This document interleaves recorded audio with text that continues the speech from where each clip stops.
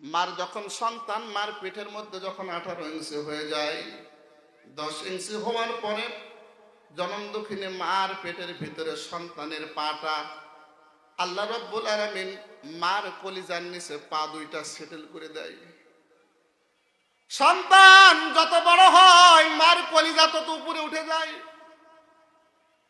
Doctor সাহেব আমাকে ডাক দেয়, বলে নজরুল ভাই, সন্তান একটা মার পেটের ভিতরে থাকা অবস্থায়, একটা সন্তান মার পেটে থাকা অবস্থায় কমপক্ষে 4500 বার লাথি মারে। এই 4500 বার লাথি মারে। এরকম লাথি যদি কোনো সন্তান বাবার পেটের মধ্যে একটা মারে, ওই বাবার কলিজা ফেটে আর দুনিয়ায় বেঁচে থাকতে পারে না। আমি ডাক্তার সাহেবকে জিজ্ঞাসা করলাম, ডাক্তার সাহেব বলেন না এই 4500 বার লাথি মারার পর মার কলিজা ফাটে না কেন?